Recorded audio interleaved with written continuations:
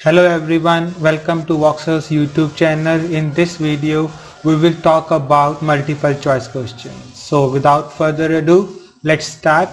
First, we will discuss why students get nervous during multiple choice questions or what are some common errors they make.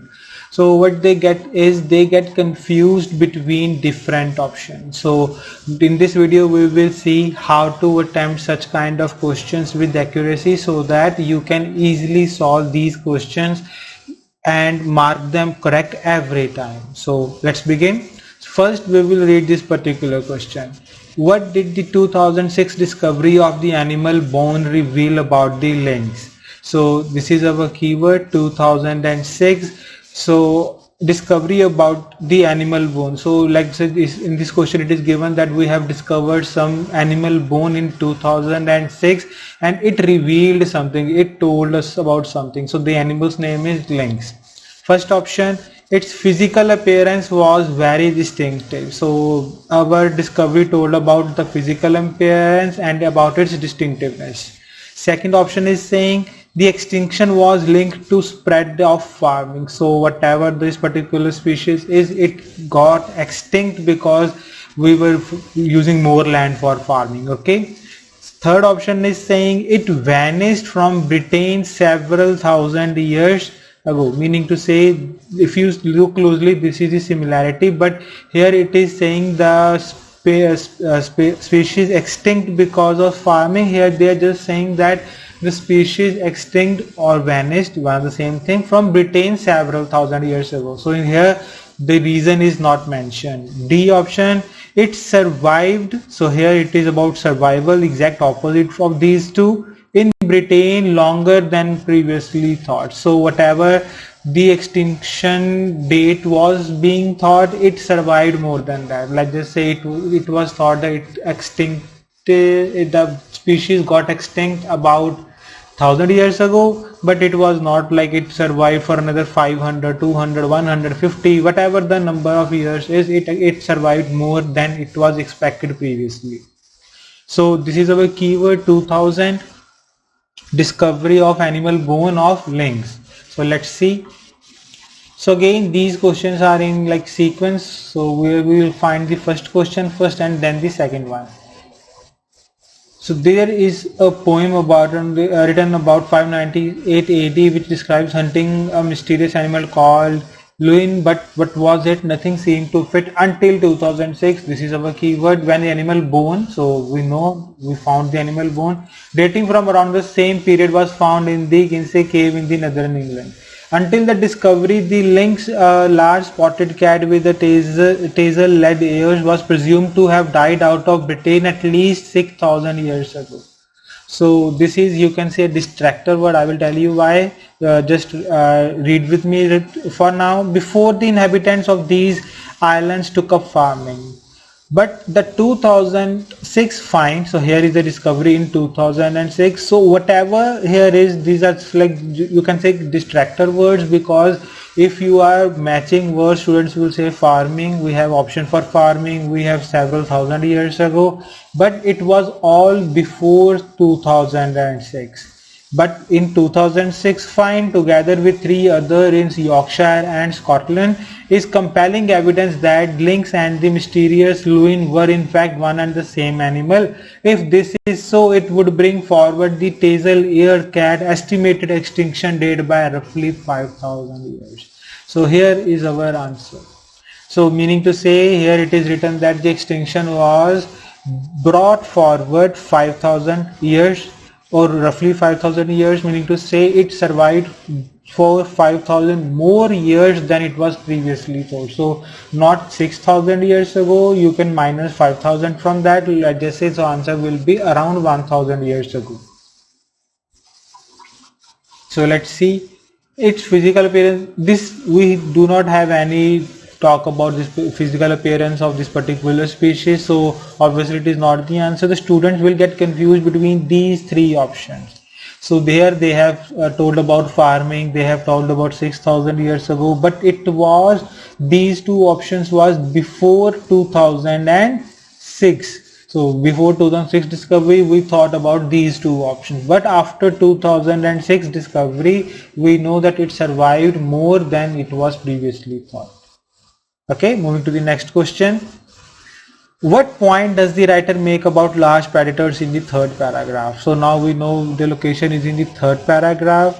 Okay, now but the whatever we have to mention, it should be in the third paragraph, and it has to be the point of the writer about large predators, not about the small ones or other animals, but large predators. First option, their presence can increase biodiversity. So their presence, it can increase biodiversity, meaning to say different kind of animals can survive in their presence. They may cause damage to local ecosystems. So here they are saying damaging local ecosystem. They are the first option. They are saying increasing local ecosystems basically. Their behavior can alter according to the environment. So their behavior can change according to the environment. Let's just say they can eat more or eat less according to the environment they are in.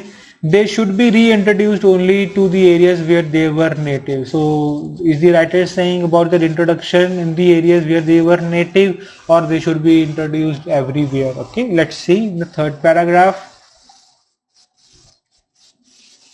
So this is our first paragraph, this is our second paragraph, this is our third paragraph. So we will see here.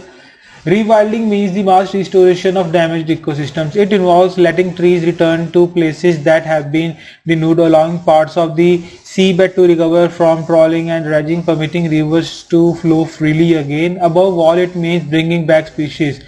Okay, we don't have any mention of the large predators. One of the most striking findings of modern ecology is the ecosystem without large predators. So here is the mention. So now we will read much more carefully. One of the most striking findings of modern ecology is that ecosystems with large predators behave in completely different ways from those that retain them. Some of them drive dynamic processes that resonate through the whole food chain, creating niche for hundreds of species that might otherwise struggle to survive. The killers turn out to be the bringers of life. So they have mentioned from here to here clearly that the large predators can in fact be bringers of life. Basically they can allow other species to thrive otherwise, which was not possible. So here the answer is pretty direct. So what do you mark for this particular option? Yes, we will mark option number A. Okay, there is no mention of damaging or altering behavior or reintroducing them to where they were native. So here it is mention of option number A clearly. Now next question, what does the writer suggest about British conservation in the fourth paragraph? So here our locator word is fourth paragraph. So writer suggests about British conservation. So options, it failed to achieve its aim. So it failed to, let's just say it failed to achieve its aims. It is the beginning to change. It is beginning to change direction. So whatever our process is, now we are changing its approach, its direction. It has taken a misguided approach. So our approach is misguided, like we are wrong about something, the way we are tackling some issue. It has focused on the most widespread species. So it is focusing on only those species which are like widespread. Okay, so let's see in the fourth paragraph, this is our third and this is our fourth paragraph. Such findings present a big challenge to British conservation. So this is our keyword, which has often selected arbitrary assemblages of plants and animals and so at great effort and expense to prevent them from changing. So if they are selecting arbitrary assemblages, so they are not selecting widespread. So it is a random choice. It has tried to preserve the living world as if it were a jar of pickles, letting nothing in and nothing out, keeping nature in a state of arrested development. So what they are doing is they are trying to preserve the nature forcefully, like a jar of pickle, letting nothing in and letting nothing out. Okay, but ecosystems are not merely collections of species, they are also the dynamic and ever shifting relationships between them. And this dynamism often depends on large predators. So we are misguided in our approach. We are treating it as a jars of pickle, but it is not. It is ever shifting. It is a dynamic thing too. Okay, ecosystem is a dynamic thing. So there is no mention of failing to achieve aims. There is no mention that beginning to change direction, or it is spreading focused on widespread species. So it is clear that their approach to this particular event is misguided. So they are treating it as they are treating it as jar of pickles, which ecosystem is obviously not. Next question. Protecting large areas of the sea from commercial fishing would result in. So here we have to tell if we are protecting large areas of sea from whom? From commercial fishing. The result would be practical benefits for the fishing industry. So there will be benefits for fishing industry. Okay, sorry about that. Okay, let me change the color first. So there would be benefits for the fishing industry. Short-term losses to fishing industry. So there will be some short-term losses, but in the long run it may be beneficial. Widespread opposition from fishing industries. There will be some opposition from the fishing industry. Certain changes to techniques within the fishing industry. So there will be certain changes to the techniques that is used within the fishing industry. So we would, let's just say our keyword is commercial fishing and protecting large sea areas. So we are gonna find these keywords. So obviously the answer should be in the following paragraphs. It cannot be above that. It is in the sequence.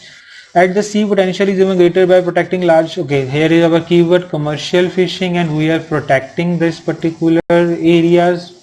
We could once more see what the 18th century literature describes: vast shoals of fish being chased by fin and sperm whales within the sight of English shore. This policy would also greatly boost catches in the surrounding area. So it will have some benefits. It will increase the catches. It will increase the number of fishes they can catch. The fishing industry insistence on the scouring every inch of seabed, leaving no breeding reserves, could not be more damaging to its own interests. So whatever the fishing industry is doing right now, it is damaging itself. It is damaging the ecosystem, all right, but it is damaging itself also. So we want to improve that particular thing. So if you are careful, you can easily see there is no mention of short-term losses. Okay, they are saying losses to the industry because they are damaging it themselves, but there is no mention of the short-term losses. There is no mention of obviously widespread. Let me mark it as red. There is no mention of this. There is no mention of this. There is no mention of certain changes in the techniques. So, but they have said it will increase the number of catches. So there will be practical benefits for the fishing industry. So they can have more profits by catching more fish if certain areas are protected from commercial fishing. Okay, hope this is clear. Moving to the next question.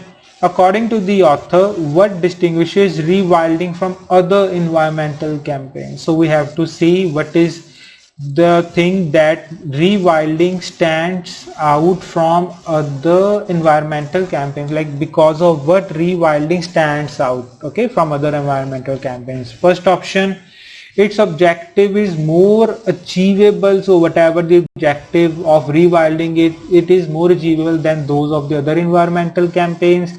Sporters are more articulate. So their sporters are articulate, meaning to say they can easily express themselves. Positive message is more appealing. So whatever the message is being given through rewilding, it is more appealing to people or to the masses than other environmental campaigns. It is based on sounder scientific principles. So whatever the principles, whatever it is based on, the aims or whatever it is based on sounder scientific principles. Okay, let's see rewilding from other environmental campaigns. What is that? Okay, we have read up till here. Now rewilding is a rare example of environmental movement in which campaigners articulate what they are for rather than only what they are against. Okay, so rewilding, here they are saying that it is the rare example of environmental movement where they are articulate. So This is a distractor word. I will tell you why in a moment. We will first read this particular paragraph. One of the reasons why the enthusiasm for rewilding is spreading so quickly in Britain is that it helps to create a more inspiring vision than Green Movement's usual promise of follow us and the world will be slightly less awful than it would be otherwise have been. Okay, so here, from here to here, you will find your answer. Reason being, here the articulate particular option will not be the answer, because they are just saying what is the main reality about this particular rewilding project. But here they have not compared with other environmental campaigns. But in this sentence, they are comparing it with Green Movement's usual promise. So it is more inspiring than Green Movement's usual promise. So its objective is more achievable. There is no mention about that. So here students will get confused between B option and C option, because we know the D option is not the answer. The student will get confused between B and C, but B is not the answer, because they are saying they are more articulate about what they are for rather than only what they are against. So meaning to say, the supporters of other movements are also able to articulate, but they only articulate what they are against rather than what they are for. Okay, so it's not like they are not able to express their thoughts or their message in clear words. So they are also able to explain their message in clear words, but most of the times they are just saying why they are against something, not why they are for something. And here it is clear that these messages are more inspiring than Green Movement's usual promise. So according to that, our answer comes out to be C option. Okay, so this is how you should solve your multiple choice questions. However long the question you think they are, how difficult you think they are, you should read the question first. You should you should read the options, understand the difference between two or more options, and then you will be easily able to distinguish between two similar sounding options, but you will be able to understand which option is correct and why it is correct. Okay, let's just check the answers. D, A, C, A, C. D, A, C, A, C. So these are our options. So if you want to join us, you can go to our website. You can get latest modules on our website. If you want our help in your writing or speaking, you can contact us. We provide both offline and online coaching. So we have made a course that is quite extensive. It is one of the most, if not the most extensive courses on IELTS. So you will not need anything else if you are viewing that course. In this course, I have discussed in detail every reading type question, every listening, every writing, maybe task 1 or task 2, academic or GT both. So you will not have any problem getting your all lucrative band score and securing your PR or your study visa. And if you want to contact us, feel free to contact us, and I will see you in the next video. Till then, take care and goodbye.